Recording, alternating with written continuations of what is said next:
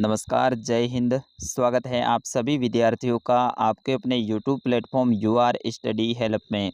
विद्यार्थियों, आज के इस वीडियो में अपन डिस्कस करने वाले हैं बोर्ड एग्जाम 2023 की दृष्टि से इम्पोर्टेंट कक्षा 8वीं के विज्ञान विषय के पेपर के बारे में, जो कि आपके आने वाले बोर्ड एग्जाम की दृष्टि से वेरी मोस्ट इम्पोर्टेंट रहने वाला है। और आप सभी विद्यार्थियों के लिए ये पेपर है वरदान साबित होने वाला है। विद्यार्थियों, वरदान इसलिए साबित होने वाला है क्योंकि इसमें जितने भी प्रश्न हैं ये सारे के सारे प्रश्न आपके एग्ज़ाम में आने वाले प्रश्न हैं और बिल्कुल ऐसा ही पेपर आपके बोर्ड के एग्ज़ाम में आएगा। कोई भारी पेपर नहीं आने वाला है, बिल्कुल इसी टाइप का पेपर आने वाला है। तो आप इस वीडियो को यहाँ पे अंत तक देख लेना और यहाँ से आपको बहुत ज़्यादा फ़ायदा होने वाला है और यहाँ से सारे प्रश्न याद भी होने वाले हैं। विद्यार्थियों, मैं वीडियो की शुरुआत करूँ उससे पहले आप सभी से मेरी ओर से हाथ जोड़ के दिल से एक रिक्वेस्ट है कि आप इस चैनल को सब्सक्राइब जरूर कर लें। आपका अपना चैनल है और मैं आपके लिए इतनी सारी मेहनत कर रहा हूं और आपको क्लास 8 के सारे विषय के पेपर चाहिए, तो आप फटाफट चैनल को सब्सक्राइब पहले कर दो, वीडियो को लाइक कर दो। तो पहले आप चैनल को सब्सक्राइब करो, फिर उसके बाद में अपन प्रश्नों की ओर बढ़ते हैं। चलिए बढ़ते हैं पहले प्रश्न की ओर। पहला प्रश्न है कि खरपतवार हटाने को कहते हैं। तो विद्यार्थियों, खरपतवार हटाते हैं उसे कटाई कहा जाता है, निराई, बुवाई या फिर थ्रेसिंग। तो इसका सही आंसर क्या होगा? निराई कहा जाता है। यानी अपनी भाषा में अपन क्या कहते हैं? इसको निदान कहते हैं। तो निदान को हिंदी में क्या कहा जाता है? निराई कहा जाता है। बढ़ते हैं अगले प्रश्न की ओर। प्रश्न संख्या 2।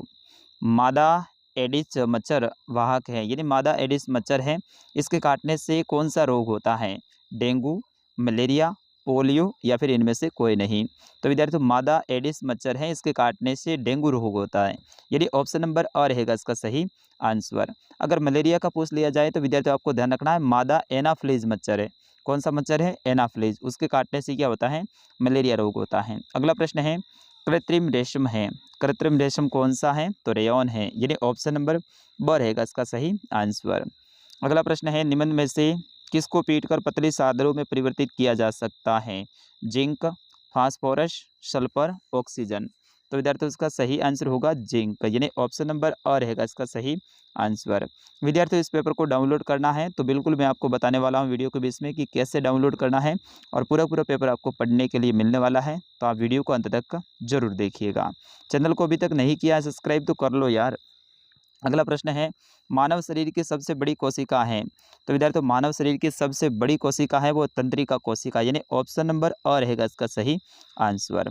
बढ़ते हैं अगले प्रश्न की ओर। अगला प्रश्न है प्रश्न संख्या 6। रिक्त स्थान की पूर्ति कीजिए, यानी खाली जगह को भरना है। तो यहाँ पे पहली खाली जगह देखिए, इस प्रकार का इस प्रकार का जनन जनन है, यहाँ पे जन्म नहीं, ठीक ना। तो इस प्रकार का जनन जिसमें नर तथा मादा युग्म का संलयन होता है लैंगिक जनन कहलाता है। तो यहाँ पे जो सही उत्तर है उनको मैंने लाल कलर में लिख रखा है ताकि फटाफट आपको याद हो जाए। तो यहाँ पे लैंगिक जनन आ जाएगा। अगला प्रश्न देखिए, किसी पृष्ठ के प्रति एकांक क्षेत्रफल पर लगने वाले बल को दाब कहा जाता है या फिर बल? तो विद्यार्थी उसे दाब कहा जाता है, यहाँ पे दाब आ जाएगा। अगला है घर्षण से ऊष्मा प्राप्त होती है, यानी ऊष्मा उत्पन्न होती है, घर्षण से ऊष्मा उत्पन्न होती है। किसी वस्तु द्वारा एक दोलन को पूरा करने के लिए गए समय को आवर्त काल कहा जाता है। अगला प्रश्न है प्रश्न संख्या 7। निम्नलिखित कथनों में से सही कथन के सामने टी तथा गलत कथन के सामने एफ लिखिए। तो यहाँ पे पहला देखिए, प्लास्टिक विद्युत का सुचालक है। प्लास्टिक का मतलब आपको पता ही है प्लास्टिक क्या होता है। तो प्लास्टिक विद्युत का सुचालक, सुचालक का मतलब क्या होता है? एक सिरे पे यहाँ पे लाइट जोड़ते हैं तो दूसरे सिरे तक लाइट पहुँचती है, प्लास्टिक में थोड़ी पहुँचती है विद्यार्थियों। तो ये गलत बात है और गलत के लिए एफ लिखा जाता है। अगर यहाँ पे लोहा होता तो बिल्कुल यहाँ पे लोहे पे एक जगह पे अपन करंट जोड़ते हैं तो दूसरी जगह पे पहुँच जाता है, लेकिन प्लास्टिक में ऐसा नहीं होता है। अगला देखिए ख, तड़ित एक विशाल स्तर की चिंगारी है जिसके साथ ध्वनि भी उत्पन्न होती है। क्या यह सही बात है या फिर गलत है? बिल्कुल सही बात है। तड़ित तड़ित का मतलब क्या होता है? जो बिजली गिरती है ना, जब बारिश होती है और बिजली गिरती है उसे अपन तड़ित कहते हैं हिंदी में, ठीक है ना। तो तड़ित है वो विशाल स्तर की चिंगारी, बिल्कुल एक चिंगारी की तरह इस तरह से लाइन सी अपन को दिखती है और ये ध्वनि भी उत्पन्न करती है। बिल्कुल सही बात है, ये ध्वनि भी करती है। अगला है खाद से मिट्टी को ह्यूमस प्रचुर मात्रा में प्राप्त होता है। बिल्कुल सही बात है। मादा एनाफ्लीज मच्छर डेंगू वायरस का वाहक है, ये गलत बात है क्योंकि डेंगू का तो अभी अपन ने पढ़ा था एडिस मच्छर है। कौन सा है? एडिस। जबकि यहाँ पे मादा एनाफ्लीज है, ये तो मलेरिया का है, तो ये गलत बात है। अगला देखिए, कॉलम एक को कॉलम बी से मिलान करना है। थोड़ा सा मैं जूम आउट करूँगा क्योंकि एक का ऑप्शन पी से छूट गया है। चलिए और इतना कर लेते हैं। ओके, कॉलम एक को कॉलम ब से मिलान करना है, जैसे कि चिकन पॉक्स। चिकन पॉक्स है, इसका संबंध हो जाएगा आपका वायरस से, ये एक वायरस है, ठीक है ना। उसके बाद में टाइफाइड, टाइफाइड का संबंध है वो जीवाणु से हो जाएगा, यानी ऑप्शन 2 से ही हो जाएगा। मलेरिया, तो मलेरिया का संबंध है साथियों वो हो जाएगा आपका चौथे नंबर ऑप्शन से, यानी प्रोटोजोआ से। और गेहूं की रस्ट है, ये कवक है। अगला देखिए प्रश्न संख्या 9। ओके, रबी की दो फसलों का उदाहरण दीजिए। तो रबी की दो फसल, एक गेहूं हो जाएगा और एक चना। अगला देखिए, खरीफ की फसल के दो उदाहरण दीजिए, धान और मक्का हो जाएगा। अगला प्रश्न, प्रश्न संख्या 10, रेयन क्या है और इसके उपयोग पर प्रकाश डालिए। तो रेयन एक रेशम के गुणों वाला एक रेशा है जो कि मानव द्वारा निर्मित है, यानी अपन कह सकते हैं कृत्रिम है। इसे काष्ठ लुगदी के रासायनिक उपचार से प्राप्त किया जाता है। इसे रेयान या फिर कृत्रिम रेशम भी कहा जाता है। इनका उपयोग की बात करें तो रेयान को कपास के साथ मिलाकर रेशम की चादर बना सकते हैं, और उनके साथ में रेयान को मिलाकर कालीन और गलीचा तैयार किया जा सकता है। अगला प्रश्न, प्रश्न संख्या 11, सोडियम और पोटेशियम को मिट्टी के तेल में क्यों रखा जाता है। तो विद्यार्थियों इसका सही आंसर होगा, सोडियम तथा पोटेशियम दोनों ही अधिक क्रियाशील धातुएं हैं, और ये वातावरण और जल के साथ में काफ़ी तीव्रता से क्रिया करती हैं, और ये जल उठती है, यानी जल जाती है अगर खुले में रखें तो। इसी लिए वायु और नमी से अलग रखने के लिए इन्हें मिट्टी के तेल में रखा जाता है। तो विद्यार्थियों बिल्कुल ईजी सा प्रश्न है, और ऐसे ही प्रश्न आपके एग्जाम में आने वाले हैं। प्रश्न संख्या 12, आघात वर्धनीयता से आप क्या समझते हैं। तो विद्यार्थियों उसका सही आंसर होगा, धातुओं का वह गुण जिसके कारण उन्हें पीट कर पतली चादर यानी शीटें बनाई जाती हैं, आघात वर्धनीयता कहा जाता है। अगला है इसी में कि तन्यता की परिभाषा लिखिए। तो विद्यार्थियों तन्यता किसे कहते हैं, धातुओं का वह गुण जिसके कारण उनको तार खींचे जा सकते हैं, उन्हें तन्यता कहा जाता है। अगला प्रश्न, प्रश्न संख्या 13 की कोल तार क्या है, इसका उपयोग लिखिए। प्रश्न संख्या 14 है कि मोमबत्ती की ज्वाला का चित्र बनाइए। ये चित्र पक्का आपके एग्जाम में आने वाला है, वेरी वेरी मोस्ट इंपॉर्टेंट है, अच्छे से याद कर लीजिएगा। मोमबत्ती की ज्वाला, कौन कौन सा भाग कहाँ पे, कौन सा गर्म है कहाँ पे कम है, इस तरह से आप इनके भाग को याद कर लीजिएगा। अगला प्रश्न है, निम्नलिखित में से अंतर स्पष्ट कीजिए। किसी एक का अंतर स्पष्ट करना है।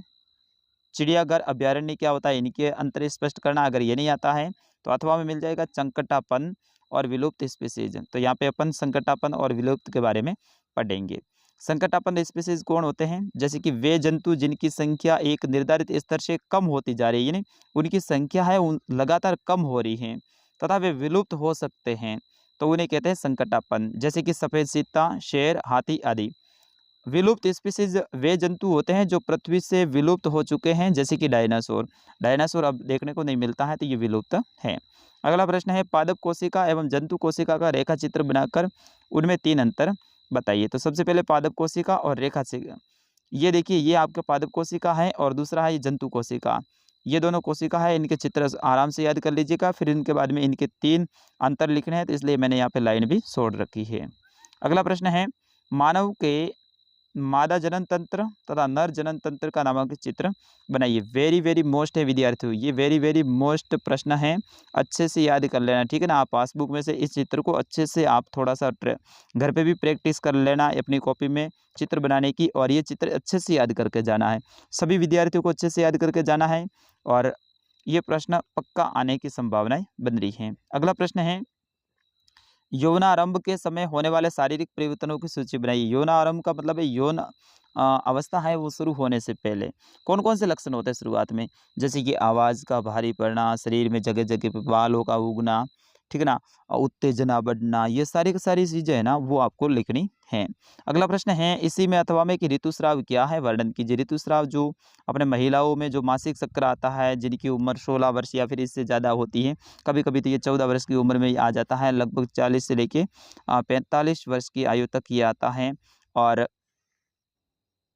40 से लेके 45 वर्ष की उम्र में आता है, और ये हर महीने 28 से लेके 30 दिन 28 से 30 दिनों के बीच में आता है। बढ़ते हैं अगले प्रश्न की ओर।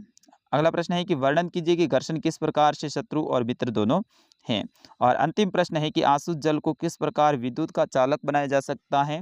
अथवा हमें ऑप्शन मिल जाएगा कि क्या शुद्ध जल विद्युत का चालन करता है, यदि नहीं तो इसे चालन बनाने के लिए हम क्या कर सकते हैं। तो विद्यार्थियों ये था कक्षा 8 का साइंस का पेपर यानी विज्ञान का पेपर। मैंने बड़ी मेहनत के साथ में जो इंपॉर्टेंट प्रश्न है उन्हीं को तैयार किया है। तो बिल्कुल आपने वीडियो को अंत तक देखा है तो आप इस वीडियो को ज़्यादा से ज़्यादा अपने दोस्तों तक शेयर कर दीजिएगा। आपके पास में व्हाट्सएप के ग्रुप है तो उसमें भी शेयर कर दीजिएगा। और हाँ, क्लास 8 के सारे विषय के पेपर देखने के लिए आप हमारे चैनल को सब्सक्राइब कर लीजिएगा। तो विद्यार्थियों मिलते हैं अगले वीडियो में। हाँ, आप कमेंट करके ज़रूर बताइएगा कि अगला कौन से विषय का पेपर चाहिए। मैं आपके कमेंट को ध्यान में रखते हुए उस विषय का पेपर ज़रूर बनाऊँगा। तो मिलते हैं अगले वीडियो में, तब तक के लिए नमस्कार, जय हिंद।